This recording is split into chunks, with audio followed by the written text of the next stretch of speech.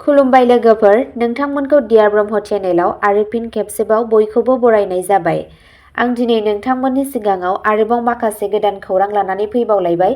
आसा खालामो नोंथांमोनहा खौरांखौ खोनासंनानै मोजां मोनगोन आरो नोंथांमोनहा बेबादिनो सानफ्रोमबोनि गोदान खौरांनि आपडेट मोनबाय थानो थाखाय चेनेलखौ साबस्क्राइब खालामनानै लादो आरो खौरांखौ मोजां मोनोब्ला अन्नानै लाइक, शेयार आरो कमेन्ट खालामनानै होलांब्लानो जाबाय।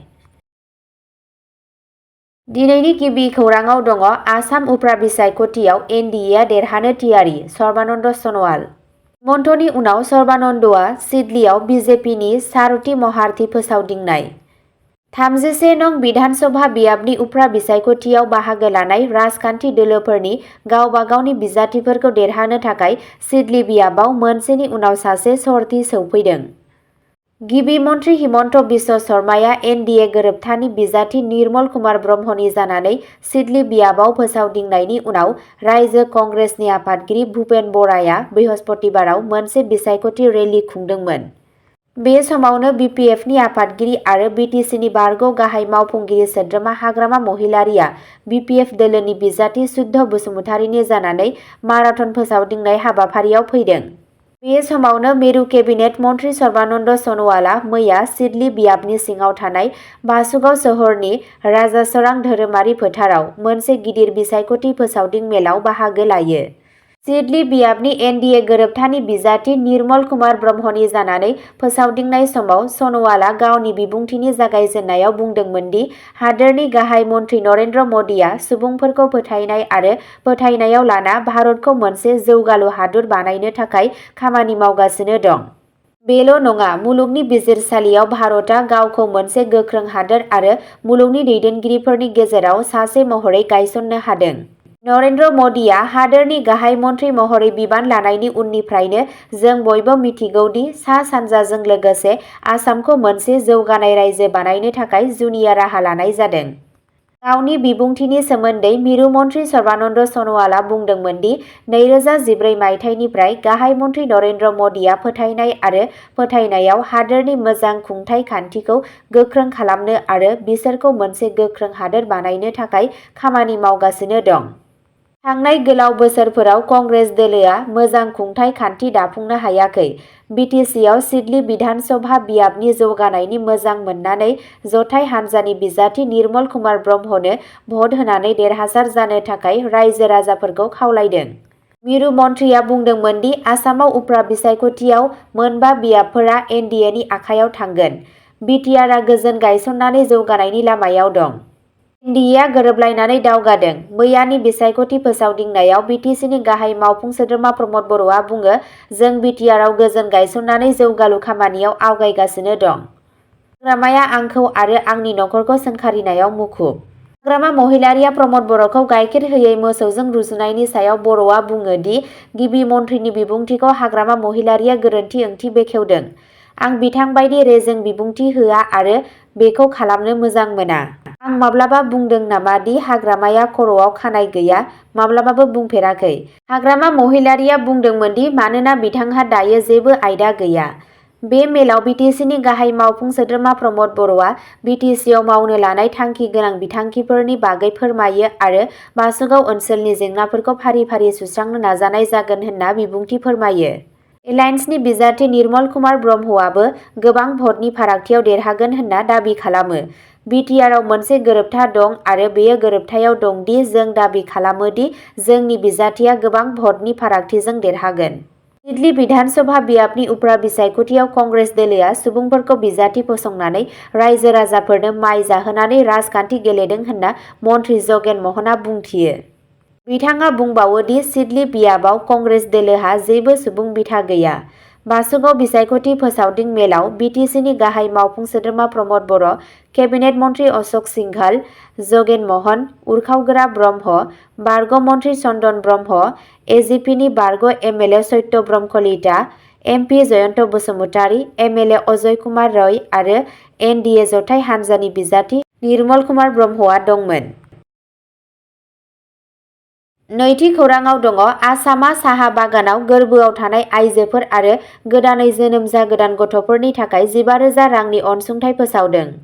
आसाम चिफ मिनिस्टार हिमन्त बिश्व शर्माया साहा बागानफोराव गोर्बोआव थानाय आइजोफोर आरो गोदानै जोनोम जानाय गथ'फोरनो 15,000 रांनि राङारि हेफाजाब फोसावदों। आइजो मावसाफोरनो राङारि हेफाजाब आरो गनायथि होनायनि थांखिजों नारी सन्मानखौ रोखा खालामनानै मजुरि खहा सुफुंनाय बिथांखिनि बाहागो महरै बे गाहाय थिरांथाखौ लानाय जादों होनना खौराङाव मिथिनो मोननाय जादों।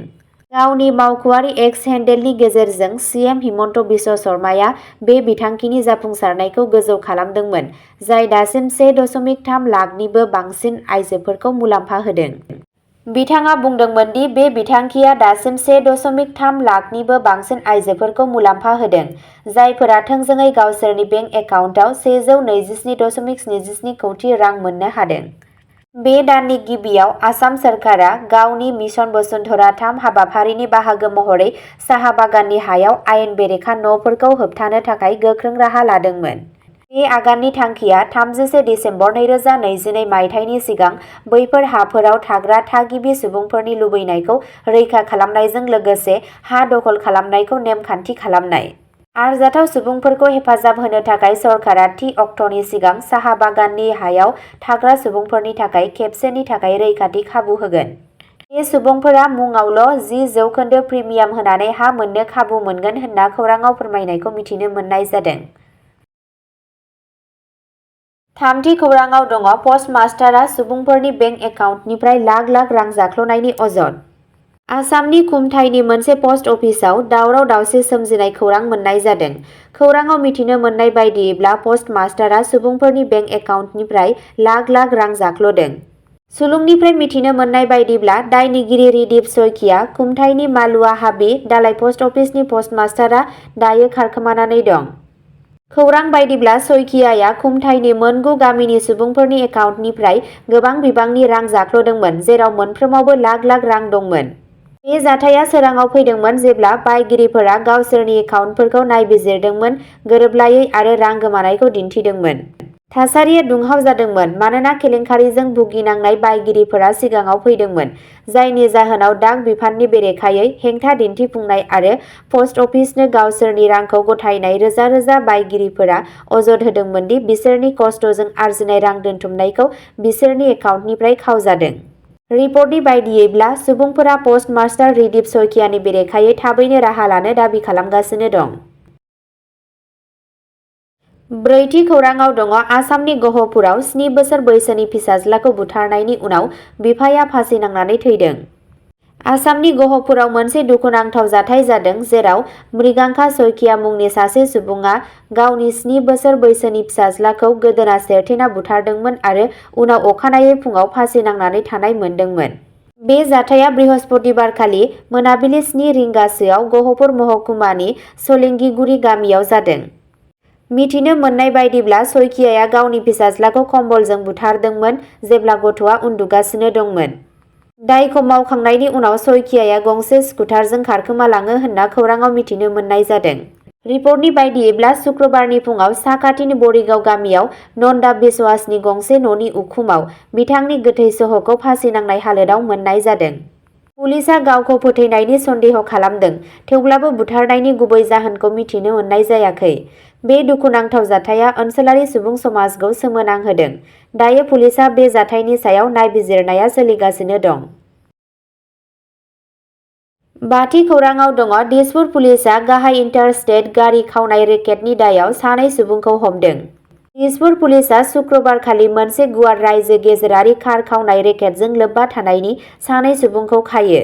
सुलुंनिफ्राय मिथिनो मोननाय बायदिब्ला हमजानाय 2 दायनिगिरिफोरनि सिनायथिखौ देबजित भट्टाचार्य आरो सुलेमान आली होनना मिथिनाय जादों।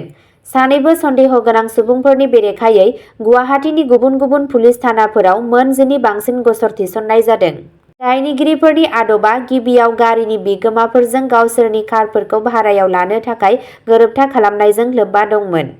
फोथायथिखौ रैखा खालामनो थाखाय बिसोरो भारायाव होनाय रादायाव मोनसे थामथि हान्जानि सागान लाफादोंमोन। खेबसे गारिफोरखौ लानायनि उनाव बिसोरो बेफोरखौ खावनाय होनना नंखाय फोरमायथि होदोंमोन आरो गारिफोरखौ आयेन बेरेखायै फान्नो थाखाय गुबुन हादोराव दैथायहरदोंमोन। सुलुंनि बायदिब्ला बावैसो सिगां सानै दायनिगिरिफोरा नवाब शरीफ मुंनि सासे सुबुंनिफ्राय मोनसे कम्पानिनो भारायाव होनायनि मुङाव गंसे टाटा DI गारि लादोंमोन। बबेखानि शरीफआ समायखिरा लानाय बायदियै भारायाव होनाय जेबो रां मोनाखैमोन आरो बिथांनि गारिखौ बिथांनो हरफिनाखैमोन। सुलुङाव फोरमायनाय बायदिब्ला दिसपुर पुलिस थानायाव हाथिगाव बशिष्टा पानबाजार आरो गीतानगर पुलिस थानायाव उफ्रा गसरफोरजों लोगोसे मोन 7 गसर थिसननाय जादों। 6थि खौराङाव दङ बर' हारिमुखौ मान होनो थाखाय BTRआ मैया 9 नबेम्बरखौ बर' हारिमु सान महरै फोसावदों। बड'लेण्ड टेरिटरियेल काउन्सिल BTCआ मावख'आरि महरै मैया 9 नबेम्बर 2024खौ BTC ओनसोलनि सिङाव बर' हारिमु सान महरै मुं थिसनदों, जाय बर' हारिनि धोनि दोरों आरो दोरोंफोरखौ मान होनो आरो फालिनो थाखाय मोनसे बावसोमनाय सान।